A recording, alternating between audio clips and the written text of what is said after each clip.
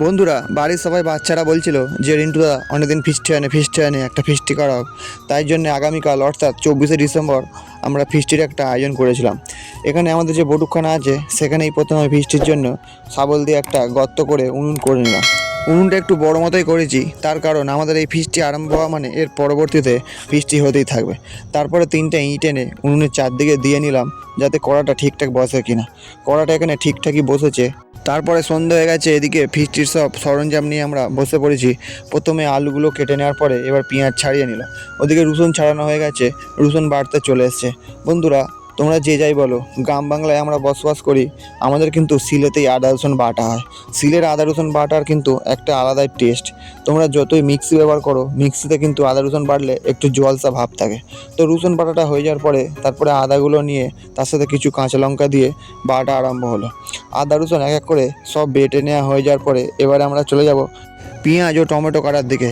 এদিকে পেঁয়াজগুলো কুচি কুচি করে সব কাটা আরম্ভ হয়ে গেছে। তারপর 4টে টমেটো আছে, টমেটোগুলো এক এক করে কেটে নেওয়া হলো। এবারে আমরা সেই বটুকখানায় চলে এসেছি, ফিস্টি যেখানটা হবে। তোমরা দেখতেই পাচ্ছ এখানে আদা রসুন আলু পেঁয়াজ সব কোচানো, তারপর উনুন জ্বালানো হয়ে গেছে। এখানে কড়ায় তেল গরম হতে আলুগুলো সব ছেড়ে দেওয়া হলো।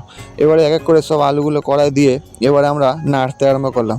বন্ধুরা, এখানে মোটা আমরা 9জন ফিস্টি করছি, 1 কিলো 750 মতন মাংস আমরা এনেছি। তো যাই হোক, আলুটা ভেজে নেওয়ার পরে গামলিতে তুলে রাখলাম, তারপর কড়ায় তেল দিয়ে এবারে মাংসটা দিয়ে দিলাম। গরম তেলে সবসময় আমি মাংস ভেজে রান্না করি, তার কারণ মাংসর মধ্যে যদি কোনো বিষক্রিয়া থাকে তাহলে সেটা এই তেলে ভাজার ফলে নষ্ট হয়ে যায়। তো যাই হোক, আলু মাংস সব ভেজে নেওয়ার পরে কড়ায় তেল দিয়ে আমি কুচিয়ে রাখা পেঁয়াজগুলো সব কড়ার মধ্যে দিয়ে দিলাম। এবার পেঁয়াজটাকে বেশ ভালো করে লাল লাল করে ভাজতে হবে। তারপরে আমি দিয়ে দিলাম তেজপাতা শুকনো লঙ্কা। এবারে অনেকক্ষণ ধরে নাড়ার পরে যখন দেখছি পেঁয়াজটা একটু লাল লাল হয়ে এসছে, তারপরে প্রথমে দিয়ে দিলাম রসুন বাটা। এখানে রসুনটা আগে দেওয়ার কারণ রসুনের একটা যে ঝাঁঝালো গন্ধ সেইটাকে মারতে হবে। ওদিকে একটা বড় হাঁড়ি নিয়ে চলে এসছে, তার কারণ ওই কড়াতে তো আর মাংস ফোটানো যাবে না, তাই হাঁড়িতে ভালো করে তেল মাখিয়ে নিল যাতে কালি না হয়। এই হাঁড়িটা আমি রক্তদান করে পেয়েছিলাম এবছর পুজোর সময়। তো যাই হোক বন্ধুরা, তারপরে কড়ায় টমেটো দিয়ে দেওয়ার পরে হলুদ দিয়ে কিছুক্ষণ নাড়া হলো। তারপরে পরিমাণ মতো লঙ্কা গুঁড়ো দিয়ে দেওয়া হলো, তার কারণ সবাই বাচ্চা আছে সেই জন্যেই লঙ্কা গুঁড়ো একটু কম দেওয়া হলো। তারপরে একটু জল দিয়ে এবার বেশ কিছুক্ষণ ধরে এটাকে ফোটানো হবে। মাংসে এখানে আমরা কালার করার জন্য কোনো কাশ্মীরি লঙ্কা ব্যবহার করব না, তাই জন্য সামান্য পরিমাণ চিনি দিয়ে দিলাম। ওইদিকে গাছে টাটকা ধনেপাতা হয়েছে, সেই ধনেপাতা তুলে আনা হলো মাংসে রান্না করা হবে বলে। তারপরে সর্বশেষ দিয়ে দিলাম আদা বাটাটা। আদা সর্বশেষ দেওয়ার কারণ আদা প্রথমে দিলে একটা তেতো তেতো ভাব হয়ে যাবে রান্না। তো যাই হোক, আদা বাটা জলটা ধুয়ে নিয়ে এবার আমি বেশ কিছুক্ষণ মশলাটাকে কষতে থাকবো। তারপরে যে ধনেপাতাগুলো তুলে আনা হলো সেগুলো কুচিয়ে নিয়ে ওই মশলাটায় দিয়ে দিলাম। এবার বেশ কিছুক্ষণ ধরে এটাকে কষিয়ে নেওয়ার পরে ভেজে রাখা মাংসগুলো এক এক করে সব আমি কড়ায় ছেড়ে দেবো, তার কারণ মাংসটাকে বেশিক্ষণ ধরে কষাতে হবে, তবেই এর টেস্ট খুলবে। ওদিকে মাংস যখন কষা হচ্ছে তোমরা দেখতেই পাচ্ছ কি সুন্দর একটা কালার। তারই মধ্যে ভেজে রাখা আলুগুলো সব আমি বড় হাঁড়িটার মধ্যে ঢেলে নিলাম।